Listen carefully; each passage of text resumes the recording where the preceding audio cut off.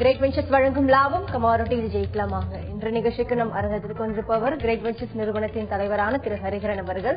கமாடிட்டியில் ஜெயிப்பது எப்படி என்பது குறித்து நம்முடைய விளக்கம் அளிக்க இருக்காங்க. நேர்களை நீங்கள் செய்ய வேண்டியவை டிவி ஸ்கிரீன் பிளாஷ் ஆகிட்டு இருக்க இந்த நம்பருக்கு டயல் செய்து உங்கள் கேள்விகளை கேட்கலாம். நீங்கள் தொடர்பு கொள்ள வேண்டிய தொலைபேசி எண்கள் 04430427777 and 04430632994. வாங்க நிகழ்ச்சிக்கு போகலாம். வணக்கம் சார். வணக்கம்.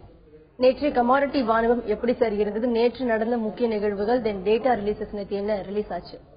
நேற்று முக்கியமா தங்கம் மீண்டும் இறங்கி $1196 பக்கம் ஒரு ஃபாலோ கொடுத்துருக்கேன். இந்த இன்ட்ராடேல $1109 இருக்கும் போயிட்டு ஒரு $6 ஏறி மார்க்கெட் முடிவடைஞ்சிருக்கு. இது நம்ம அப்படியே நேற்றும் சரி, ஈவன் போன வாரம் வியாழன் வெள்ளி என்றும் சரி, பொதுவாக நிகழ்ச்சி எல்லாம் கேட்டது என்ன கேட்டாங்க அப்படின்னா, கோல்டு வந்து ஏற ஆரம்பிச்சிருக்கு, இனிமேல் ஏறுமா, கோல்டு பை பண்ணலாமா அப்படின்னு ஒரு பக்கம். ஸோ அந்த $1200 பக்கம் இருந்தப்போ பை பண்ணலாமான்னு கேட்டாங்க.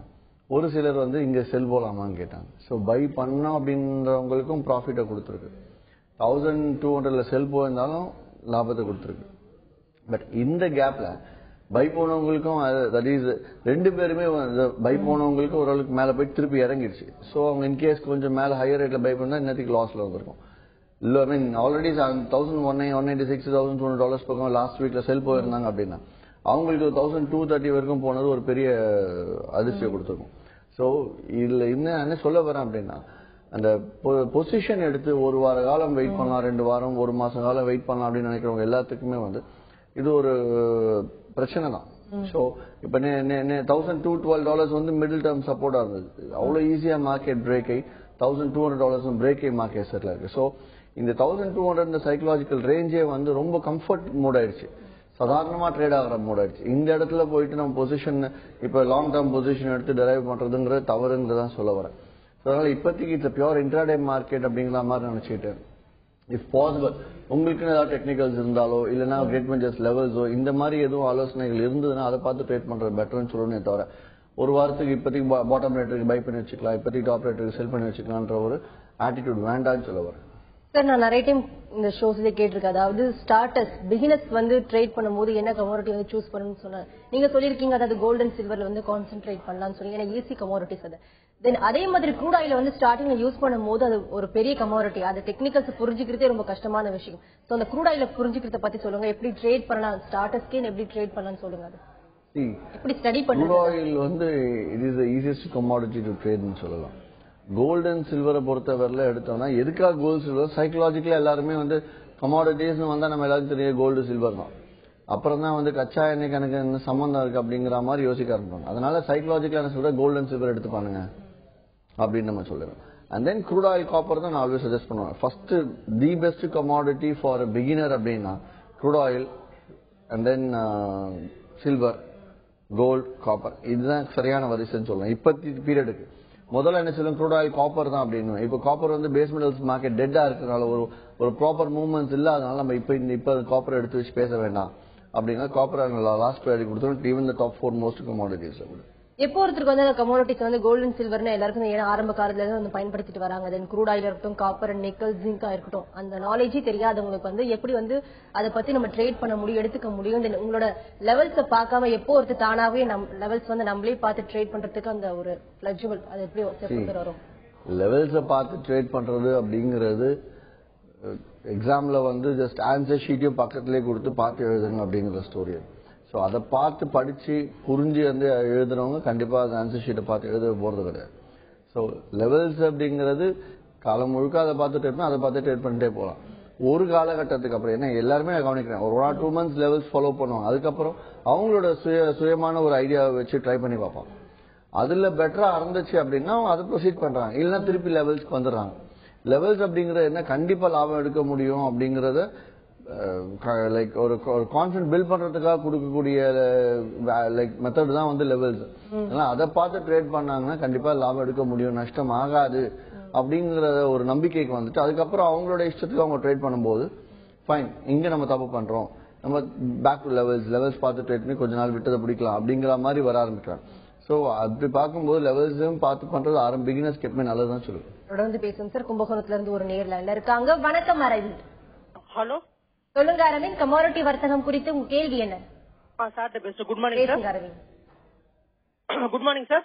Good morning sir. இப்ப வந்து ஒரு பெரிய ஃபால் இப்ப குரூட் ஆயிலே இருக்கு. ஃபார் எக்ஸாம்பிள் நம்ம இப்ப ஃபால் இப்ப வந்து ஒரு பவுன்ஸ் பேக் கொடுக்குது. அது வந்து ரீட்ரேஸ்மெண்டா இல்ல வந்து ட்ரெண்ட் சேஞ்ச் ஆகுமா அப்படின்றத நம்ம எப்படி கண்டுபிடி? எனி கமாடிட்டிஸ் ஒரு ஃபாலோ இல்ல அப்பா கொடுத்ததுக்கு அப்புறம் ஒரு ரீட்ரேஸ்மெண்ட் வருது.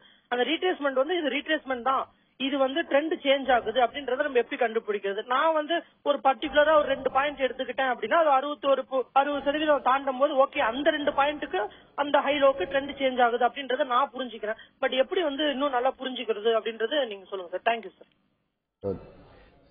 ரொம்ப சிம்பிள். ஃபிபனாசி ரீட்ரேஸ்மெண்ட் லே பண்ணிட்டு 50% மேல மார்க்கெட் கண்டினியூ, அதாவது நீங்க இன்னைக்கு மார்க்கெட் வந்து ஒரு 100 ரூபாய் இறங்கி இருக்கு. ஃபிபனாசி ரீட்ரேஸ்மெண்ட்ல அடுத்த நாள் எடுத்து பார்த்தா 50 ரூபீஸ்க்கு மேல மார்க்கெட் போய் முடியுது அப்படின்னா ரீட்ரேஸ்மெண்ட் லெவல்ல மாறி மார்க்கெட் ட்ரெண்ட் சேஞ்ச் ஆகுதுங்கிறதும். இன்னொரு பக்கம் நீங்க என்ன பண்ணலாம், அந்த சார்ட் லே பண்ணும்போது ப்ரீவியஸ் ஹை என்ன, ஃபார் எக்ஸாம்பிள் இப்ப 15 மினிட்ஸ் சார்ட் பாக்குறீங்க அப்படின்னா இப்ப கரண்டா போன ஹை என்ன, அதே சார்ட்ல ப்ரீவியஸா போயிருக்கக்கூடிய ஹை என்ன, அந்த ஹைக்கு மேல மார்க்கெட் முடிவடைஞ்சதா இல்ல அந்த ஹைல இருக்கக்கூடிய கேண்டில் ஸ்டிக்கு மேல மார்க்கெட் க்ளோஸ் ஆச்சா அப்படிங்கறத பாத்தீங்கன்னா அதுக்கு மேல க்ளோஸ் ஆயிருந்ததுன்னா மார்க்கெட் அங்க இருந்து ஃப்ரெஷ்ஷா ரேஞ்ச் ஆரம்பிக்க போகுதுன்னு அர்த்தம். இல்ல தொடர்ந்து மார்க்கெட் ரிவர்ஸ் ஆகி இட்ஸ் பியூர் ரீட்ரேஸ்மெண்ட் நினைச்சுக்கலாம். இது வந்து ஒரு பேசிக் திங். ஒரு டெக்னிக்கல் சார்ட் நீங்க இவ்வளவு பாக்குறீங்கன்னா இதை வச்சு ஈஸியா கெஸ் பண்ணலாம். இவ்வளவு காம்ப்ளிகேட்டே பண்ண வேண்டாம். தொடர்ந்து பேசுவோம் சார். மதுரையில இருந்து அடுத்த நேர்ல இருக்காங்க. வணக்கம் ரமேஷ். வணக்கம் சார். பேசுங்க ரமேஷ். வணக்கம் சார். சார் தீவிர ரசிகர்.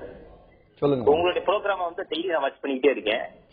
உங்களால வந்து நான் வந்து உங்க கிளைண்ட் கிடையாது, ஆனா நான் வந்து ப்ராஃபிட் வந்து உங்க லெவல்ஸ் வச்சு ப்ராஃபிட் புக் பண்ணிக்கிட்டேன். அதாவது கடவுளை வந்து நான் பார்த்ததுல கோயிலுக்கு தான் போயிருக்கேன். அதாவது கண்ணுக்கு முன்னாடியே உங்களோட லெவல்ஸை வச்சு சின்ன ட்ரேடிங் பண்ணி சிறுசா நீங்க சொல்ற மாதிரி டார்கெட்ல வெளியே வரும்போது எனக்கு ஒரு ப்ராஃபிட் கிடைக்கும் சார். ரொம்ப நன்றி. நன்றி சொல்றதுக்காக சார். அதாவது நான் கேட்டுட்டு இருந்தேன், அதாவது ஒரு நேற்று கூட ஒரு நேர் கால் பண்ணிருந்தேன். அதாவது நான் கடந்த 5 வருடமா ட்ரேட் பண்ணிட்டு இருக்கேன். பட் வந்து நான் ப்ராஃபிட் எடுக்கிறேன், லாஸ் எடுக்கிறேன். பட் முடிஞ்ச அளவுக்கு ப்ராஃபிட் எடுக்க முடியலன்னு சொல்லி நிறைய ட்ரேடர்ஸ் வந்து கால் பண்ணும்போது சொல்லுவாங்க, இத்தனை வருஷம் ட்ரேட் பண்ணாலும் நான் லாஸ் தான் எடுத்துட்டு இருக்கேன். அவங்க செய்யக்கூடிய தவறுகள் என்ன சார்? இத்தனை வருஷம் ட்ரேட் பண்ணிட்டு அவங்க நிறைய விஷயங்கள் கத்துட்டு இருப்பாங்க ட்ரேடிங்லயே. அவங்க என்ன தவறுகள் வந்து செய்யறாங்க ட்ரேடிங்ல? பொதுவாக எல்லாரும் பண்ணக்கூடிய தவறு என்ன அப்படின்னா, ஃபார் எக்ஸாம்பிள் பை பண்ணுவோம். இப்போ நடத்தக்கூடிய நிறைய செமினார்ஸ்ல பார்த்தோம்னா ஸ்டாப் லாஸ் வச்சு ட்ரேட் பண்ணுங்க அப்படின்னு சொல்லிடுவோம். இந்த ஸ்டாப் லாஸ் அவங்க வச்சு ட்ரேட் பண்ணி ஒரு 2-3 நாள் ட்ரேட் பண்ணுவாங்க, லாபம் வரும். அதுக்கப்புறம் ஸ்டாப் லாஸ் ட்ரிகர் ஆயிட்டு மார்க்கெட் ரொம்ப அகெயின்ஸ்டா போயிட்டு அகைன் மார்க்கெட் அவங்களுக்கு ஃபேவரா வரும். 2 நாள் கழிச்சு திருப்பி ஃபேவரா வந்துடும். ஸோ அப்படி வரும்போது அவங்க நினைப்பாங்க ஸ்டாப் லாஸ் போடுற வேஸ்ட் அப்படின்னு நினைச்சு ஸ்டாப் லாஸ் எடுத்துருவாங்க, போடுறதே குறைச்சிருவாங்க. ஆனா ஸ்டாப் லாஸ் வந்து ஸ்டாப் லாஸ் வைக்கிறதுக்கும் டெக்னிக்கல் தேவை அப்படிங்கறது அவங்களுக்கு தெரிய மாட்டேங்குது. ரொம்ப சிம்பிளா என்ன பண்ணுவீங்க, ஸ்டாப் லாஸ்னா காப்பர் வாங்கலாம், 2 ரூபா டார்கெட், 2 ரூபா ஸ்டாப் லாஸ். க்ரூட் ஆயில் 12 ரூபா டார்கெட், 10 ரூபா ஸ்டாப் லாஸ். இப்படி அவங்க கெஸ் வச்சுக்கிறாங்க. இது வந்து கிடையாது. ஸ்டாப் லாஸ்ங்கிறத கண்மூடித்தனமா நம்ம வச்சுக்கிறதுக்காக மார்க்கெட் ஸ்டாப் லாஸ் ஹிட் ஆகாம போகாதுல, கண்டிப்பா ஹிட் ஆயிட்டு தான் போகும். ஸ்டாப் லாஸுக்கும் டெக்னிக்கல் கால்குலேஷன்ஸ் இருக்கு.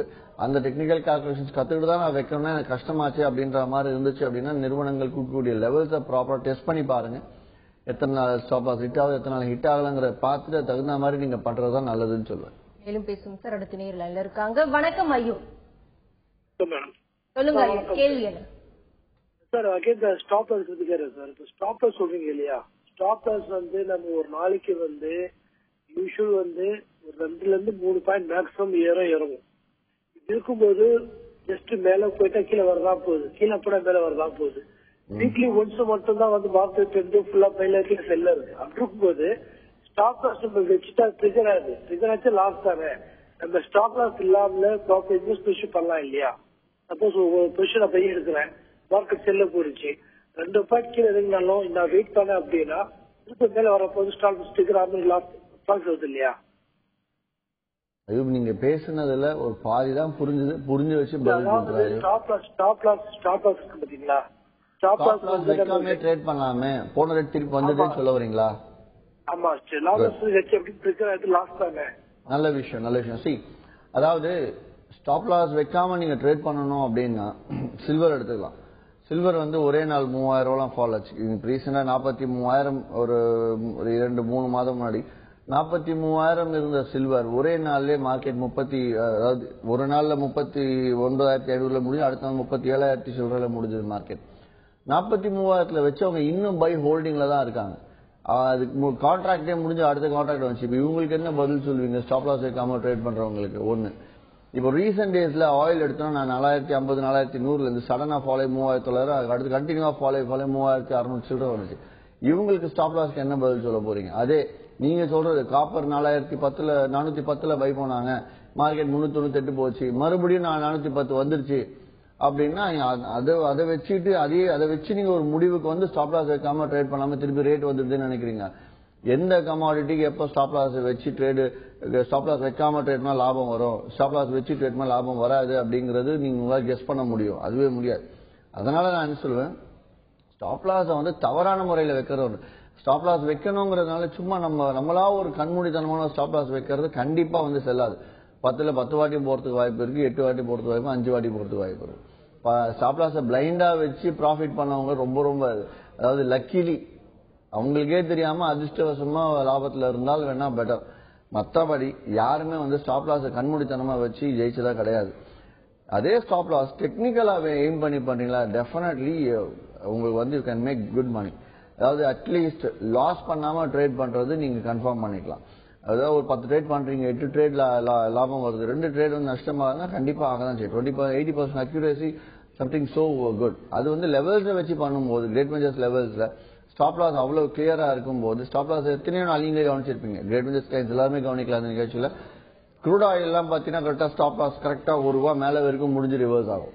அதே நம்மளோட டார்கெட் தான் ஹையாவே இருக்கும். பை சைட்ல டார்கெட் ஹையா இருக்கும், செல் சைட்ல டார்கெட் லோவா இருக்கும். கரெக்டா அப்படிலாம் பிக்ஸ் இருக்கு. அதே என்ட்ரி பாயிண்ட்டும் ஹையும் லோவும் வந்து என்ட்ரி பாயிண்ட்ஸோட இருந்திருக்கும், ரொம்ப நேரமா இருக்கும். ஸோ இதுவே வந்து ஒரு மாசத்துல 10-7 நாள் ஆகுதுன்னு நீங்களே கவனிக்கலாம். ஸோ அந்த அளவுக்கு துல்லியமான லெவல்ஸை ப்ராப்பரா யூஸ் பண்ணிக்கோங்கன்னு சொல்ல வரோம். நன்றி சார். தொடர்ந்து பேசுவோம். போரூர்ல இருந்து அடுத்த நேர்ல இருக்காங்க. வணக்கம் செந்தில்குமார் சார். வணக்கம்.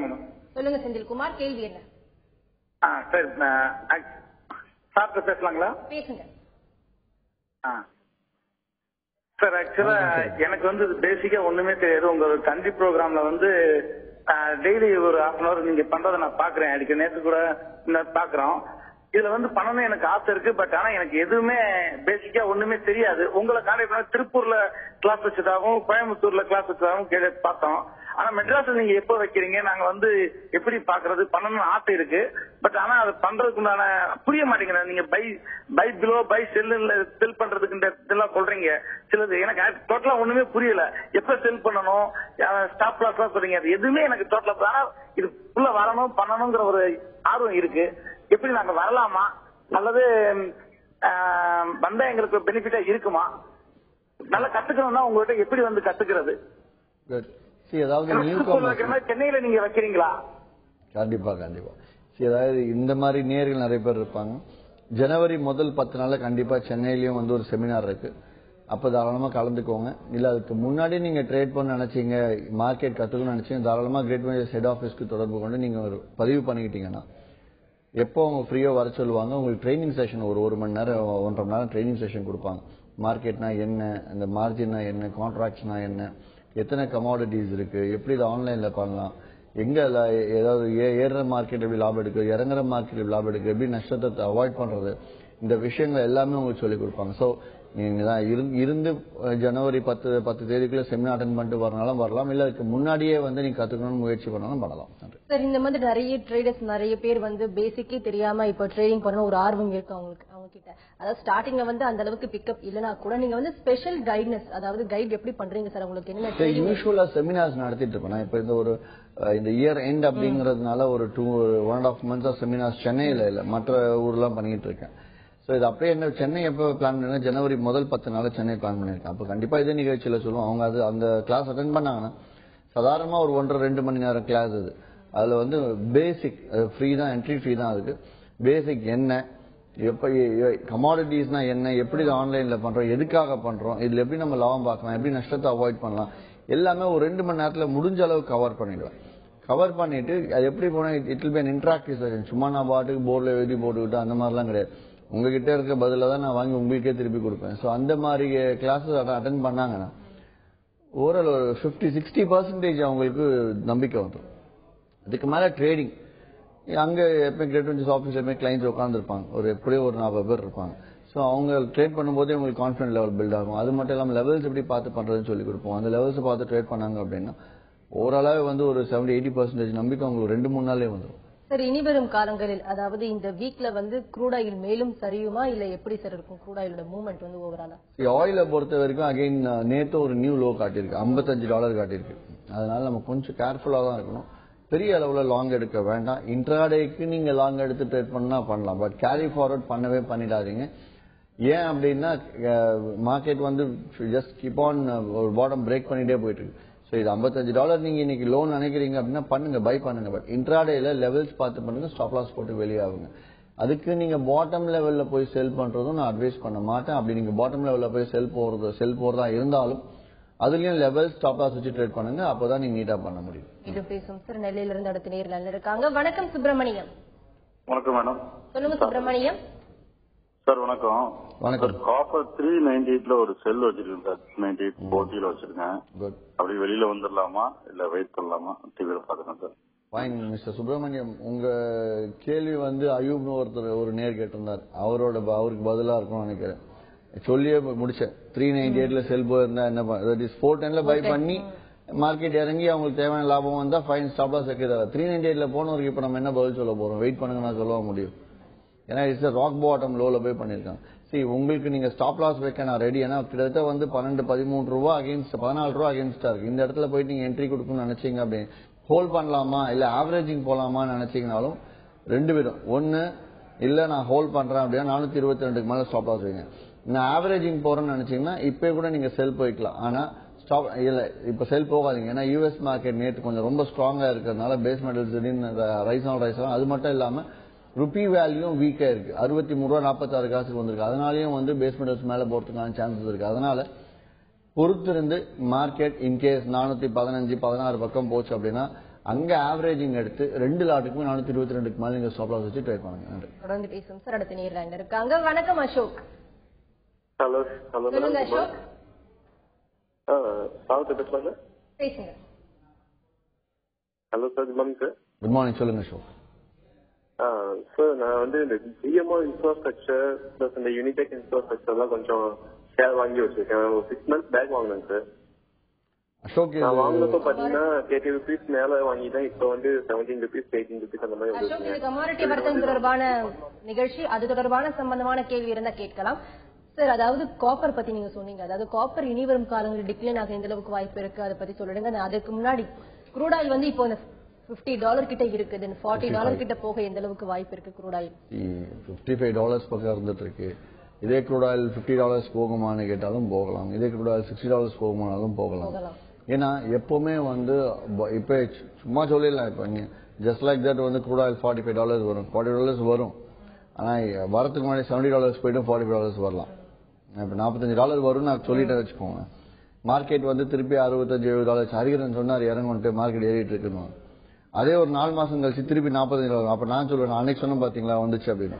சோ இந்த மாதிரி வந்து ப்ரெடிக்ஷன்ஸ்ல சும்மா ஏது கண்மூடித்தனமான ப்ரெடிக்ஷன்ஸை கொடுத்துட்டு வந்தால் எனக்கு சாத்தியம் வரலன்னா கிடையாது, சாதகமா இருந்து வரலாம் வந்து சாதகமா இல்லங்கிற மாதிரிலாம் இல்ல. இப்போதைக்கு அந்த டெசிஷன் எடுக்க கூடாது. ஏன்னா ராக் பாட்டம்ல இருக்கு. குளோபலா வந்து பெரிய கம்பெனிஸ் வந்து இறங்கும் அப்படிங்கிற ப்ரெடிக்ஷன்ஸ் வந்து 1-2 ரிசர்ச் அனலிஸ்ட் தான் கொடுக்குறாங்களே தவிர பெரிய பெரிய கம்பெனிஸ் வந்து அதுக்கு ரெடியா கிடையாது. எல்லாரும் வாங்கறத நிப்பாட்டு இருக்காங்க. அதுக்குன்னு கையில இருக்க க்ரூட் ஆயில விற்கவும் கிடையாது. ஏன்னா கையில இருக்க ஆயில் as usual இருந்துட்டு இருக்கு. அதுக்கு நான் விற்கிறேன், காஸ்ட் கம்மியா விற்கிறேன்னு சொல்லிட்டு யாரும் முன்னுக்கும் வரல. ஏன்னா இந்த ரேட்டே வந்து $65 ப்ரொடக்ஷன் காஸ்ட் போது அதுக்கும் $10 கீழே இறங்கி மார்க்கெட் ரேட் இருக்கு. அதனால கொஞ்சம் நிதானமா தான் இருக்கிறது பெட்டர். இருந்தாலும் இதுலயும் மார்க்கெட் என்ன ஃபண்டமெண்டலா இருந்தாலும் தூக்கி ஓரம் போட்டுட்டு கிளீனா வந்து நம்ம கிரேட் மஞ்சஸ் லெவல்ஸை பார்த்து ட்ரேட் பண்ணி கம்ஃபர்டபுளா டெய்லி ஒரு 2 லாட் போட்டு போனா தாராளமா ஒரு $1500 எடுத்துட்டு போகலாம். அதை நான் ப்ரூவ் பண்ணியிருக்கேன். ஈவன் லாஸ்ட் வீக்கும் மார்க்கெட் ரேட் தான் பிரேக்கே கீழே வருது. என்ன ரேட்டுன்னு கூட எனக்கு தெரியாது. லெவல்ஸ் எல்லாம் செல் பண்ணிட்டேன், ஸ்டாப் லாஸ் டார்கெட் முடிஞ்சு போச்சு. இந்த மாதிரி 2 ஒரே நாள் திருப்பூர்ல பையும் கொடுத்துருக்கேன், செல்லும் கொடுத்துருக்கேன் 1 மணி நேரத்துல. அதே கோயம்புத்தூர்ல ஐ திங்க் ஷார்ட் போனோம்னு நினைக்கிறேன். ஷார்ட் போய் ப்ராஃபிட் புக் பண்ணேன். ஸோ இந்த மாதிரி என்ன இறங்கும் அப்படின்னு பெரிய லாங் டேர்ம் ப்ரெடிக்ஷன்ஸ் எல்லாம் எடுக்கிறது தப்பு. இப்ப தொடர்ந்து பேசும் சேலத்துல இருந்து அடுத்த நேர்ல இருக்காங்க. வணக்கம் ஹேமந்த் குமார். வணக்கம் மேடம். ஹரிஹரன் சார் சில்வர்ஸ் வந்து பிசிக்கலா நாங்க 36,000 ரூபாய் ரேஞ்சிலேயே செல் பண்ணி வச்சிருக்கோம். இப்ப பை பண்ற மாதிரி இருந்தா இப்ப பை பண்ணலாமா இல்ல இன்னும் கொஞ்சம் வெயிட் பண்ணலாமாங்க சார்? அப்படியே சில்வர்ஸோட லெவல்ஸ் சொல்லிட்டீங்கன்னா நாட்டிங்ல பாத்துக்கோங்க. பிசிக்கல் ட்ரேடர் தான் நீங்க வெயிட் பண்ண நிதானமாவே இருக்கு. ஏன்னா கையில ஹோல்டு கிடையாது, இருந்து கொடுத்துட்டீங்க. வெயிட் பண்ணுங்க, மார்க்கெட் செட்டில் ஆச்சுன்னா அப்புறம் பார்க்கலாம், ஒன்றும் அவசரம் கிடையாது. ஏன்னா இப்ப அங்க யூஎஸ் மார்க்கெட்ல இறங்கிட்டு இருக்கீங்க, ருபி வீக்கா 63 ரூபாய் 26 காசு வந்தனால மட்டும் தான் இந்த பிரச்சனை கூட. இல்லைன்னா சில்வர் கொஞ்சம் அகைன் ஒரு 37,500 பக்கம் இருக்கணும் நேரத்துக்கு. இன்னைக்கு இன்ட்ராடே லெவல்ஸ் எடுத்து பார்த்தோன்னா 38,602க்கு மேலே ஏறிச்சுன்னா பை பண்ணுங்க. கரெக்டா வந்து 38,737 கிட்டத்தட்ட 130 ரூபா லாபம் இருந்தாலும் 100 ரூபா லாபத்துல வெளியாகுங்க. அதே 38,257க்கு செல் போகலாம். 200 rupees ப்ராஃபிட் இருக்கு. பட் ஸ்டில் செல்ஸ் 100 rupees ப்ராஃபிட்ல வெளியாகிறது நல்லதுன்னு சொல்லுவேன். தொடர்ந்து பேசுவோம் சார். செங்கல்பட்டுல இருந்து அடுத்த நேர்ல இருக்காங்க. வணக்கம் பாபு. வணக்கம் மேடம். சொல்லுங்க Babu. Madam good morning madam. என் பேர் பாபு. சார் கிட்ட பேசுவாங்களா? பேசுங்க sir. Good morning sir. Good morning sir. என் பேர் Babu sir. Calling from Chengalpattu sir.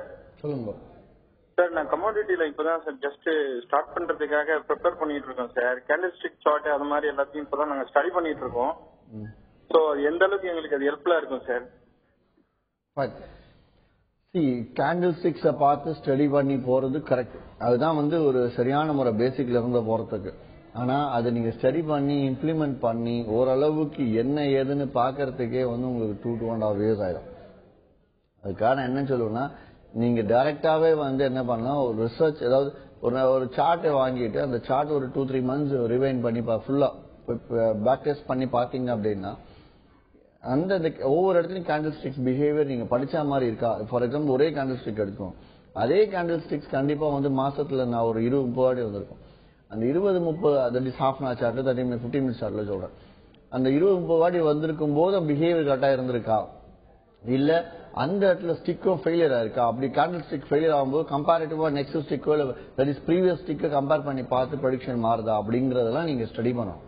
So இது ஒரு சரியான முறை தான். ஆனா நீங்க இதை ட்ரேடிங் இம்ப்ளிமெண்ட் பண்றதுக்கே உங்களுக்கு தெரிஞ்சு ஒரு கரெக்டா செய்யணும்னு நினைச்சுன்னா 1-2 வருஷம் ட்ரேடிங் இம்ப்ளிமெண்ட் பண்றதுக்கு. நன்றி சார். நீங்க சொல்லுங்க சில்வர் வந்து இன்னைக்கு வந்து பை பண்ணலாம்னு சொன்னீங்க.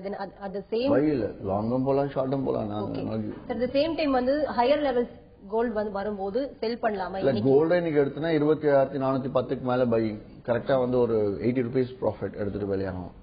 அதே வந்து 27,178க்கு செல்லிங் போகலாம். அதுலயும் வந்து 100 ரூபாய் ப்ராஃபிட் இருக்கு. பட் ஸ்டில் 80 rupees ப்ராஃபிட் எடுத்துட்டு வெளியாகலாம்.